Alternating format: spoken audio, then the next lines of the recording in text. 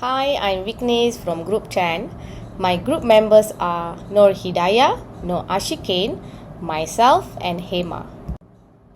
In this presentation, we would cover two discussion topics. Firstly, Hema and I will present analysis of the impact of privatization of education on development. Next discussion topic, the importance of higher education in the context of national development, will be presented by Nur Ashikain and Nur Hidayah.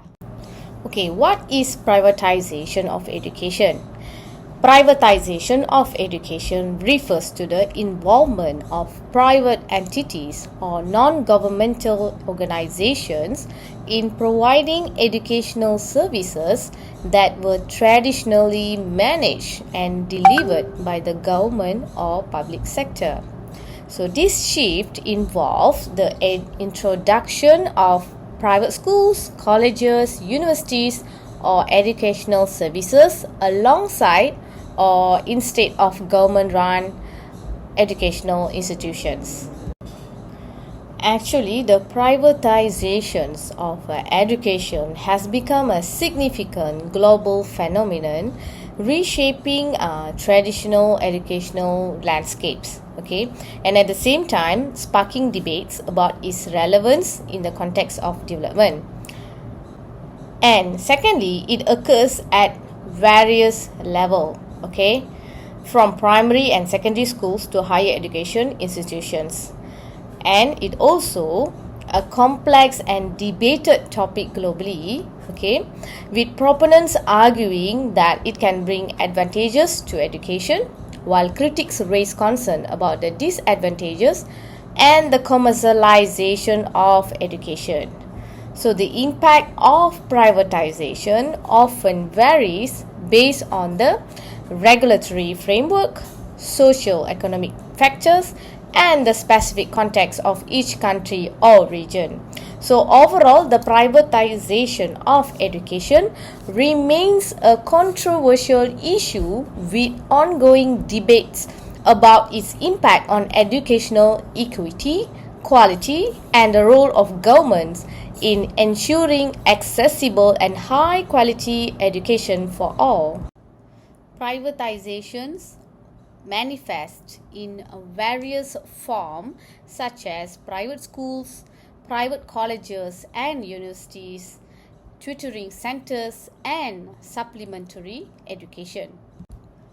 In a privatized educational system, there are several characteristics in terms of ownership and management, funding, decision making, accessibility, accountability, and quality innovation. There are many countries that has implemented privatization in education. Here are 4 examples of countries. The example of privatization which were cited from a few scholars including Chile, India, UK, and the USA.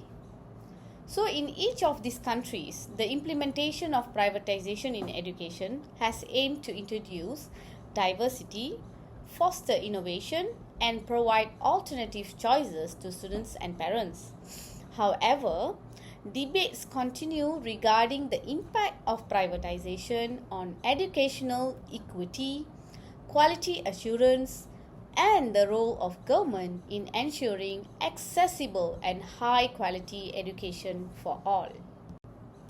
There are many advantages of privatization, such as increased access, innovation and efficiency, diversification of choice, and resource mobilization.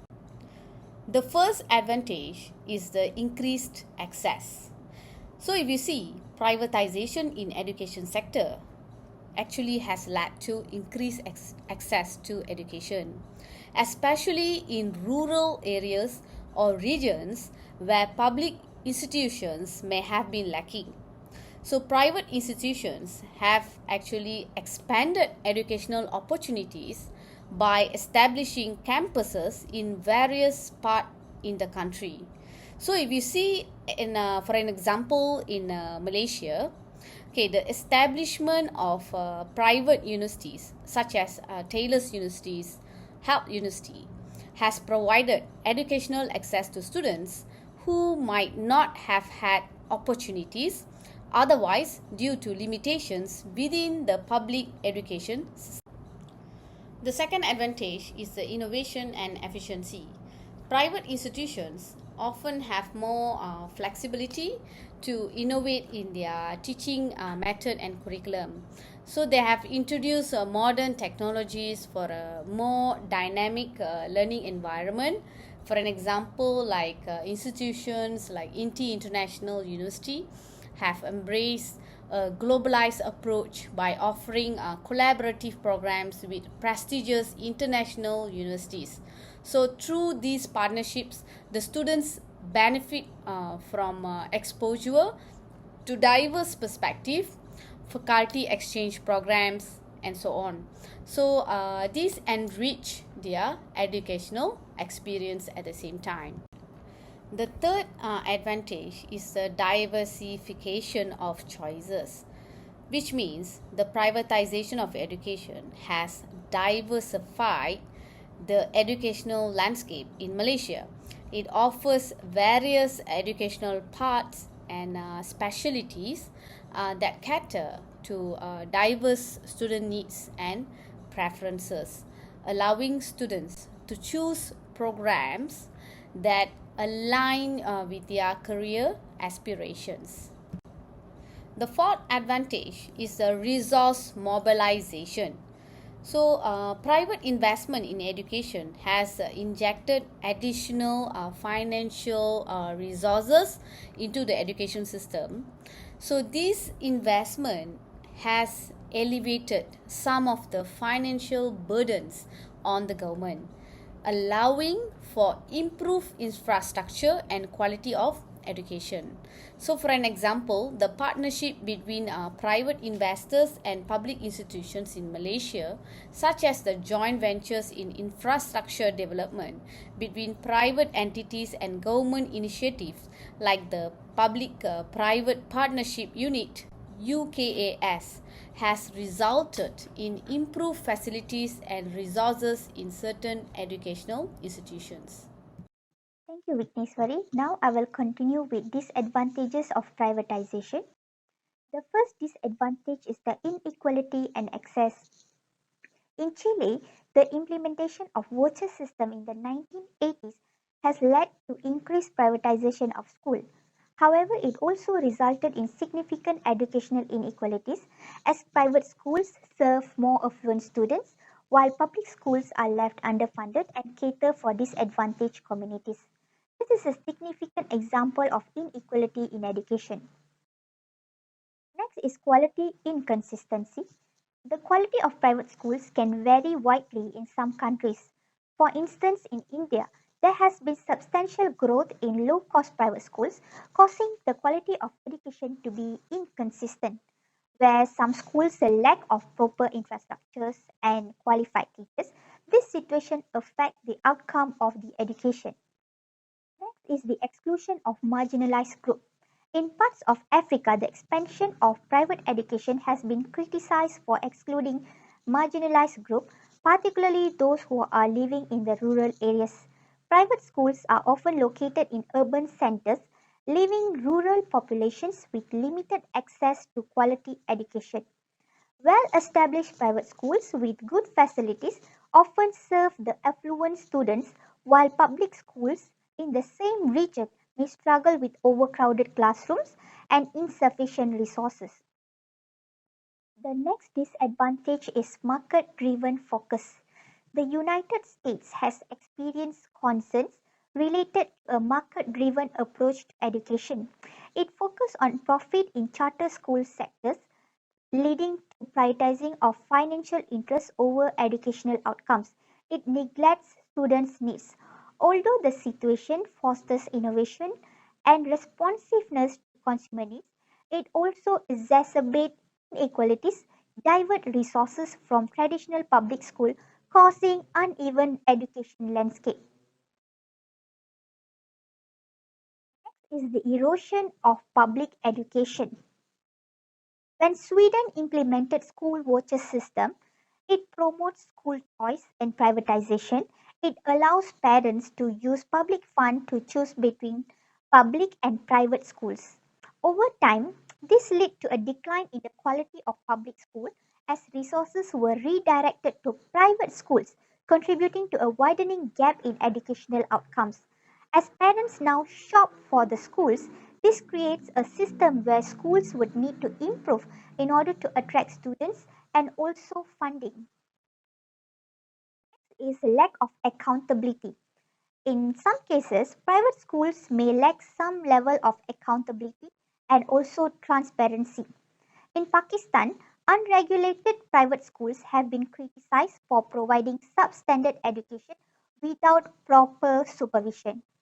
Lack of qualified teachers, appropriate infrastructure, educational resources, absence of supervision, and lower fees when compared to well established private schools has led to substandard learning experience for students. Next is cream skimming. In Netherlands, there is a high degree of school choice and a significant number of privately managed schools. Concerns have been raised about cream skimming. It is a practice in education where certain institutions and organizations selectively attract or admit individuals or groups based on desirable characteristics. Private schools selectively admits high achieving students, leaving public schools with a more challenging student population. This is often detrimental to other institutions. The next disadvantage is high cost and exclusivity. In some Western countries, elite private schools are often associated with high cost and exclusivity. This contributes to social stratification as only wealthier families can afford the tuition, reinforcing existing inequalities in education. Most of the elite schools provide students with networking opportunities and social capitals that can be advantageous later in life is only beneficial for students from wealthier families, reinforcing social and economic advantages across generations, while the disadvantaged group remain in the same social status. The next disadvantage is teacher working condition. In parts of Latin America, the rise of for-profit education has been related to challenges in teachers' working conditions. Private schools are often driven by profit motives. Generating revenue is their primary motivation. This may result in cut costs by offering lower salaries and fewer benefits to educators compared to what educators might receive in public schools. This situation may lead to job dissatisfaction and also lack of commitment, and it impacts the overall quality of education. So, how to overcome this problem? The governments should establish and enforce clear regulation, regularly assess and monitor the performance for both public and private schools. Equitable funding should be promoted. Resources need to be allocated based on the needs of students with additional support directed towards schools serving disadvantaged population. Besides, they should also maintain transparency in budgeting to track how funds are allocated and spent in both sectors. Next, the government should promote inclusive education by ensuring that vulnerable and marginalized groups also get quality education. The government should encourage the development of affordable private schools and scholarship programs to make quality education accessible to broader range of students. Next is teacher training and professional development. It is also a must to ensure that the quality of teacher training and professional development in both public and private schools are enhanced. There should be a development and also enforcement of standards for teacher qualification and working conditions to ensure that educators are well prepared and motivated to deliver high quality education in both private and public sectors. Next, the government can also promote public education by investing in infrastructure, teacher salaries, and educational resources. Collaborative partnership between public and private sectors with shared goals can also improve educational outcome of both sectors. Next is community engagement. It is also necessary to ensure that families are well informed of the quality of the schools. The school admins can encourage their involvement in school management and governance by providing them with chance to give constructive opinion for the school and also make decisions. Next, government can also encourage innovation and best practices between public and private institutions to promote innovation through pilot programs, technological solution, best practices. This is a way to promote positive educational outcome. And last but not least, the government can also encourage global cooperation and learning, as in the learning experience of other countries and sharing of best practices help to address challenges in privatization of education. Hi, my name is Nur Ashkimunti Zainal, and I will discuss the importance of higher education in the context of national development. So let's discuss. Okay, on this discussion, we will explore its impact on how higher education contribute to economic development, number one. Number two, how higher education plays a crucial role in developing human capital. Number three, what is the contribution of higher education institution to research and innovation?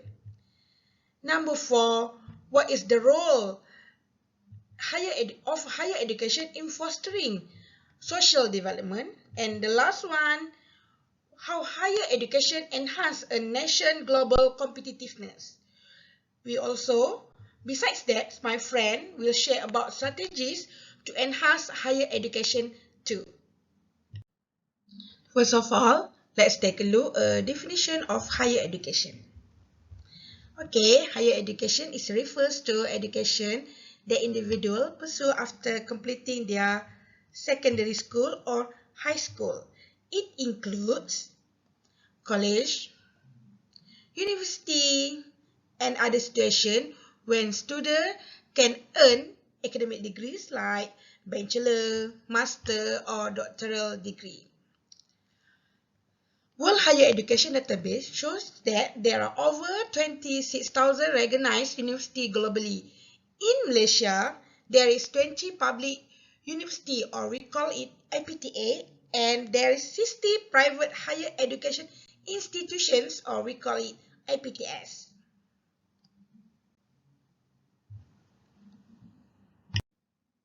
In this slide, we will explore the relationship between higher education and economic development in Malaysia. In general, through higher education, individuals gain the necessary skills and knowledge to contribute positively to their communities. As studies have shown, countries with higher rates of college-educated citizens tend to experience level of economic prosperity. So, does higher education contribute to economic development in Malaysia? Yes, surely it does. How? Number one, in promoting innovation. Higher education helps people learn a lot so that they can generate new ideas and make things that help the economy grow. This leads to the creation of new ideas and technology that can drive economic growth. Number two, increasing job productivity. It means that companies need skilled Malaysian workers. So when we invest in higher education, it helps students and makes Malaysian economics better. Number three, attracting foreign investment. It means that when more highly skilled workers join the workforce, companies get better at competing worldwide. This attracts foreign investment, leading to more economic development. Malaysia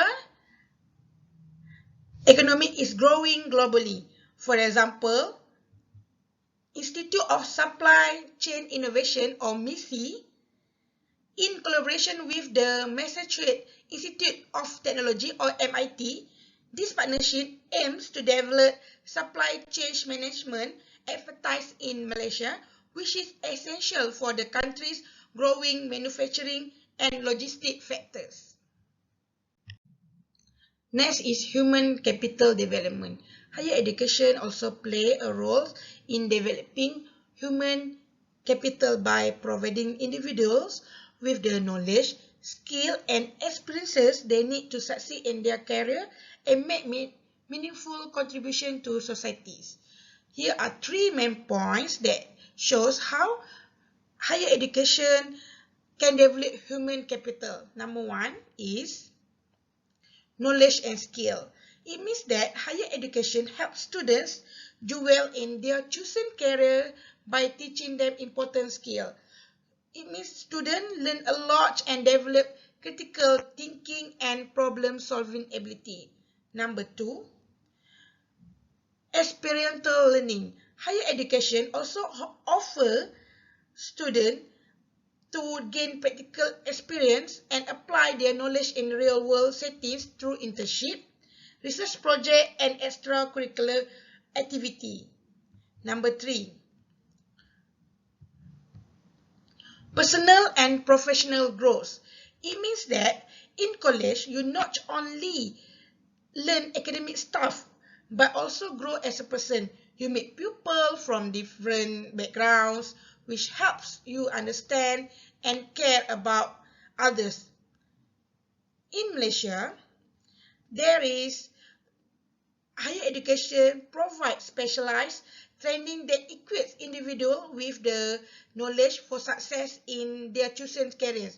For example, EdTech or Malaysian Vocational and Technical Education Institute and the SKM or Malaysian Skills Certification System offers specialized training program in various trades and technical skills. This provide individual with hands-on training and industry relevant skill. Okay, next is research and innovation. Now, here are three simple ways that shows higher education contribute to research and innovation. Number one, providing resources, provide tools, for example, labs and money needed to explore new ideas and come up with innovative solution. Number two, encouraging new ideas. It means that universities are like creative places. Higher education encourages students and researchers to think outside the box and come up with new ideas and technology. This environment helps make this idea useful and real. Number three, collaboration and sharing. Higher education allows researchers to combine their expertise with resources from outside sources, leading to groundbreaking the innovation that can improve pupil life. For example, in Malaysia, Malaysian universities are making significant contribution to global research. For example, University Science Malaysia has been involved in developing and evaluating intervention program for individuals with autism. That's all from me. Okay, I will continue. So higher education are important role in building a better society by focusing on three key elements in social development. Okay, which is social mobility, cultural diversity, and community engagement. First, social mobility. Social mobility means individuals can move up or down the social ladder based on their educations and skills. So higher education empowers students with skills and network, paving the way for upward social mobility. Second is cultural diversity. So cultural diversity in higher education exposes students to different cultures and perspectives, fostering a global mindset and promoting tolerance. Additionally, higher education institutions contribute to preserving cultural heritage through research and community engagement. And the last one is community engagement. It is crucial with universities collaborating with local communities to address challenges. So this involves activities like service learning and civic engagement, um, contributing to community development and fostering a sense of social responsibility among students. So in summary, higher education is a powerful force for social development, promoting mobility, diversity, and community involvement. It equips students with skills for success, exposes them to diversity perspective, and encourage connection with society. Okay, next is global competitiveness. So higher education is a key player in making our nation globally competitive. And I provide this in three simple ways, which is international collaborations, attracting international students, and knowledge exchange. So for international collaborations, universities needs to collaborate globally to stay competitive. This means sharing knowledge and teaming up on impactful research. So this collaboration also bring in international students, crucial for funding. Second, attracting international students. Having students from around the world adds diversity to campuses and fostering a global mindset. These students also boost the economy by spending on tuition and living expenses. And the last one is fostering knowledge exchange. Higher education work closely with industries and organizations to share knowledge. It can be through research partnership, internships, and other programs. By exchanging knowledge, university contribute to new technologies and drive economic growth. So in a nutshell, higher education makes our nation competitive globally by providing skills, knowledge, and innovations. So collaboration, international students, and knowledge exchange are crucial part of this. Okay, so government policies and investment in higher education contributes for national developments, providing essential resources for quality education, research, human capital development, economic growth, and social progress, all of which contribute to global competitiveness. So various initiatives, funding programs, and scholarships are implemented to support higher education in national development. For instance, Malaysia's PTPTN program play a crucial role by offering education loans, making tertiary education accessible, particularly for those from lower income background. So this is not only broaden access, but also contributes to building a skills workforce, fostering social mobility, and supporting long-term economic growth. And then a scholarship, my brain science scholarship introduced by Ministry of Education further enhance educational opportunities by providing a scholarship for studies in natural science. And then other initiative include initiative like My Brain 15 program is offering a scholarship for postgraduate studies in critical fields, and research university grants RUG, which elevates universities to research status. So additionally, a program like ISMP for Bachelor of Education, PPC, Program Pelajar Cemerlang, and MIC, Malaysian International Scholarship, highlight the government's commitment to investing in human capital, creating a skilled workforce that drive economic growth, innovation, and societal development. As a conclusion, the exploration of privatization in education reveals a dual nature. It brings advantages like improved access and innovation, but also poses challenges such as inequality and the marginalization for certain groups. Tackling this issue requires a dedicated focus on fair funding, inclusive education, robust regulatory framework, and active community involvement.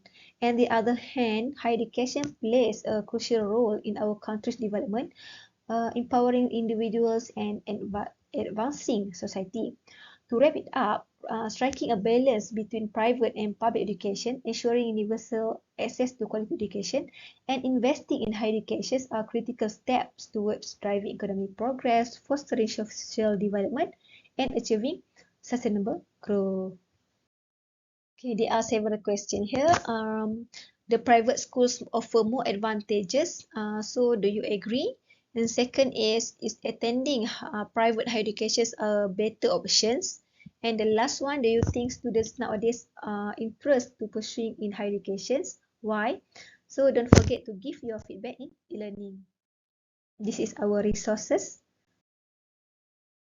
That's all. Thank you.